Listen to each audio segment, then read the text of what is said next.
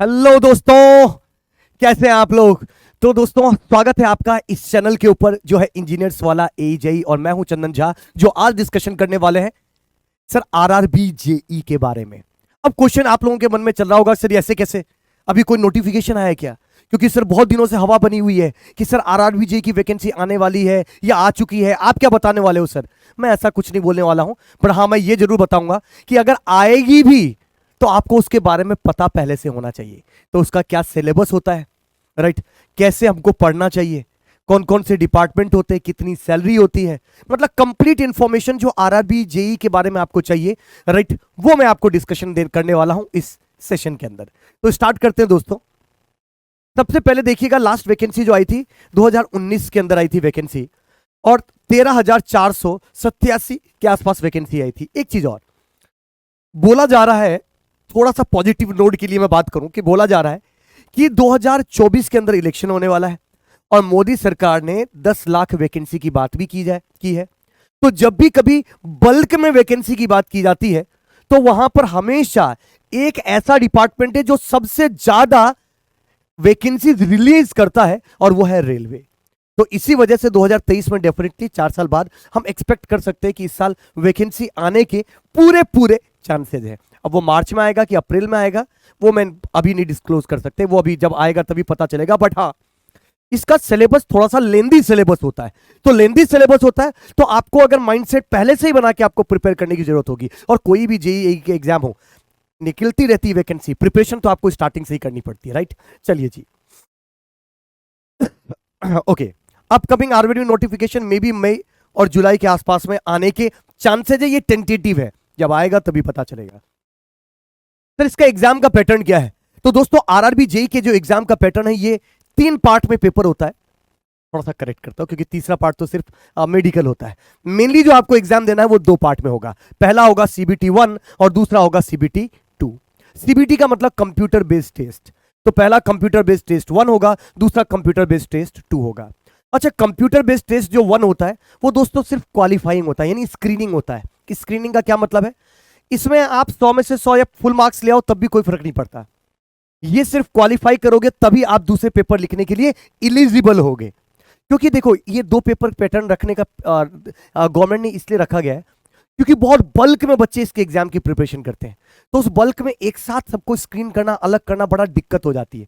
तो उसके लिए सबसे पहले फर्स्ट पेपर से स्क्रीन कर देते हैं, और जो कुछ चुनिंदा जो टेक्निकल जो बंदे जो कंसेप्चुअली स्ट्रॉन्ग कैंडिडेट होते हैं वो फिर सीबी 2 के अंदर बढ़ते हैं, और उसके बाद फिर सीधा मेडिकल होता है, डॉक्यूमेंट वेरिफिकेशन होता है। तो ये तो एग्जाम हो गया, और सीबीटी 2 भी है, ये भी ऑब्जेक्टिव ही है, ये भी ऑब्जेक्टिव है, ये भी ऑब्जेक्टिव है। ये थोड़ा इजी लेवल का है, ये थोड़ा सा टेक्निकल और थोड़ा नॉन टेक्निकल भी आता है, पर क्या पैटर्न आता है वो भी मैं अभी डिस्कशन करूंगा। दोनों कंप्यूटर बेस्ड ऑब्जेक्टिव पेपर है। अच्छा जी, अब बात करते हैं सबसे पहला जो स्क्रीनिंग होता है, जो सीबीटी 1 है। स्क्रीनिंग का फिर से बता दूं, इसके मार्क्स कहीं काउंट नहीं होते, नहीं जुड़ते हैं, बट इसको जब क्वालिफाई करोगे तभी आप दूसरा पेपर लिख सकते हैं सीबीटी 2। सीबीटी 1 की अगर मैं बात करूं दोस्तों, तो इसमें मैथमेटिक्स 30 नंबर का, general intelligence and reasoning 25 number का, जनरल अवेयरनेस 15 नंबर का, और जनरल साइंस 30 नंबर का होता है। 90 मिनट्स का ये पेपर होता है। जितने भी डिप्लोमा वाले स्टूडेंट होते हैं या जो इंजीनियरिंग वाले स्टूडेंट होते हैं, वो जनरली इस वाले एरिया में थोड़े से वीक होते हैं।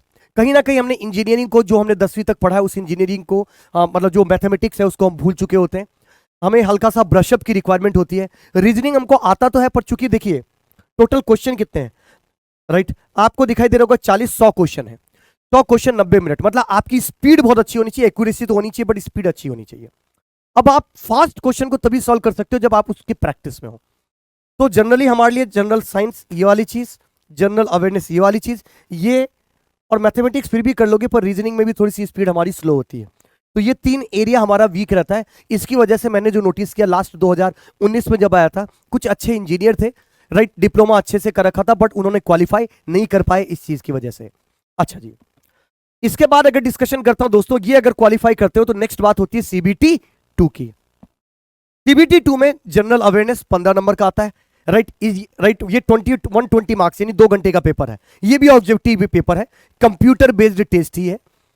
इसमें जनरल अवेयरनेस 15 नंबर का, फिजिक्स एंड केमिस्ट्री 15 नंबर का, basics of computer and application 10 number का, basics of environment and pollution control 10 number का, और टेक्निकल जिस फील्ड से आप हैं उसके 100 क्वेश्चंस होते हैं, मतलब 100 नंबर का पेपर होता है।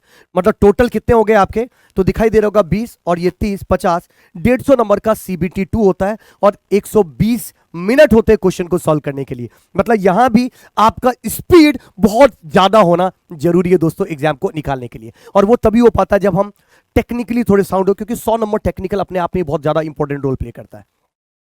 तो ये 100 टेक्निकल जो है उसका सिलेबस क्या है, इसका सेम ही सिलेबस है जो आप जेईई के लिए जो आप पढ़ते हो, जेई के लिए जनरली वो सिमिलर सिलेबस इसका है, आपको उसी पैटर्न में फॉलो करते रहना है, राइट। अच्छा, मैंने एसएससी जेई का सिलेबस डिस्कशन भी किया था। एसएससी जेई के सिलेबस में 2-4 सब्जेक्ट जो आपके और आप ऐड कर सकते हो, वही पैटर्न इसके टेक्निकल सिलेबस होते हैं।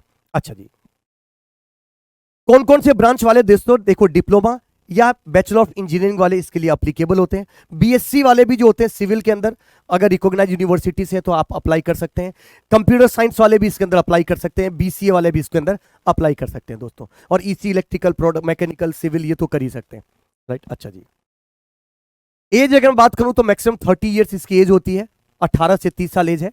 बट अगर आप कि SC ST कैटेगरी में तो 5 ईयर के लिए एज रिलैक्सेशन होता है, और अगर आप ओबीसी नॉन कैरमी आपके लेयर्स कंडीशंस उसमें आते हैं, कैंडिडेट है, तो आपको 3 ईयर्स की आपको मिलता है। अच्छा, आरआरबी जेई सिविल इंजीनियरिंग की जॉब प्रोफाइल क्या होती है, थोड़ा सा मैं जॉब प्रोफाइल के बारे में डिस्कशन कर लेता हूं। तो थोड़ा सा दोस्तों अगर मैं जॉब प्रोफाइल के बारे में बात करूं तो समझिएगा इसके अंदर क्या होता है। जब आप जॉब में चले जाते हो तो आपको किस तरीके की रोल एंड रिस्पॉन्सिबिलिटी को आपको फुलफिल करना होता है, मैं इसकी बात करता हूं। Maintenance and construction of railway building, आपको पता है कि रेलवे का एक्सटेंशन हो रहा है, तो उसमें बिल्डिंग का बनाना, रेलवे ट्रैक का बनाना, उसको मेंटेन करना, ऊपर जो छत्ती लगती है ना, छज्जे को बनाना, राइट, ये सारा काम इसी का होता है। प्लेटफॉर्म का एक्सटेंशन वर्क, कंस्ट्रक्शन और repairing, right, all the works including under the creations, safe and smooth faster, ठीक है, के लिए ट्रैक्स का प्रॉपर मेंटेन करना, maintenance the bridge, construction workshop, इस तरीके के जितने भी मेंटेनेंस से रिगार्डिंग, कंस्ट्रक्शन से रिगार्डिंग रेलवे के होते हैं, वो सारे प्रोजेक्ट्स हमको ही हैंडल करने होते हैं दोस्तों। अब बात की जाती है आरआरबी जेई मैकेनिकल इंजीनियरिंग में जॉब प्रोफाइल क्या है, तो ये तो मैंने बात करी किसके अंदर, सिविल के अंदर।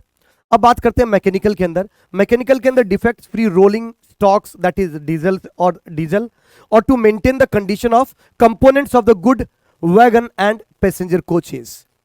तो कोच जो बने होते हैं जिसके अंदर मैकेनिकल चीजों की रिक्वायरमेंट होती है वो, राइट, उसी को वैगन बोलते हैं, डिब्बे को ही, राइट। गुड्स वैगन मतलब जो मालगाड़ी होती है ना, उसके जो डब्बे बनाए जाते हैं उसके लिए।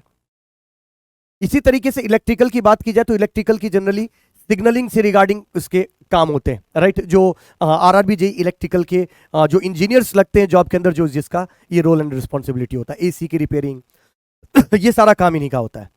इसके अलावा दोस्तों आरआरबी जेई इलेक्ट्रिकल में जॉब प्रोफाइल तो काफी कुछ हमने डिस्कशन कर ही लिया है।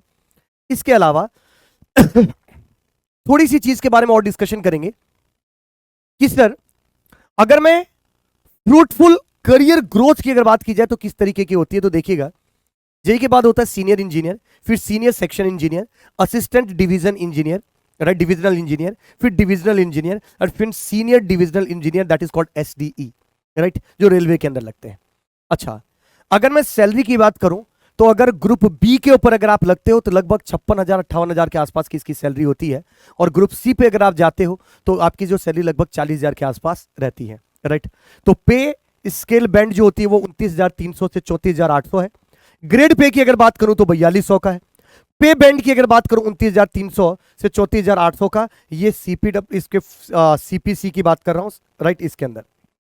अच्छा, इसी तरीके से अगर ऑन सिलेक्शन, अगर टोटल प्रमोशनल के बाद अगर आप सिलेक्शन करते हो मैक्सिमम अगर उसी बैंड पर, तो 72,600 रहेगा।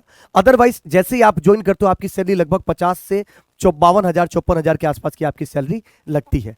तो ये होप आपको थोड़ा सा आइडिया मिला होगा कि आरआरबी जेई का एग्जाम क्या है। अच्छा, पैटर्न में फिर बता दूं क्योंकि बहुत सारे बच्चे पैटर्न से रिगार्डिंग डिस्कशन करेंगे, तो पैटर्न में फिर से अगर मैं बता दूं कि नॉन टेक्निकल का तो मैंने बता ही दिया दोस्तों, टेक्निकल का सेम सिलेबस है जो जनरली आप गेट के लेवल पर जाकर पढ़ते हो, पर इतने हाई लेवल का नहीं पढ़ना है, बेसिक लेवल का पढ़ना है।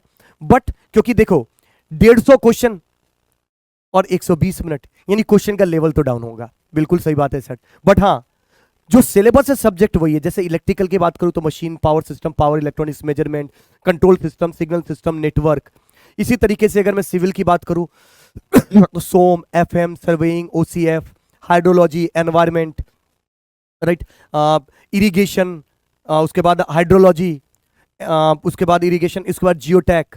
तो यही सारे subject, BMC, estimation and costing, syllabus almost same है। मैकेनिकल की बात करूँ तो वही सोम, एफएम, उसके बाद thermodynamics, application of thermodynamics, Tom that is theory of machine, MD machine design, उसके बाद आपके पास मैकेनिक्स। तो ये सब चीजें बेसिक है, HMT, heat mass and transfer.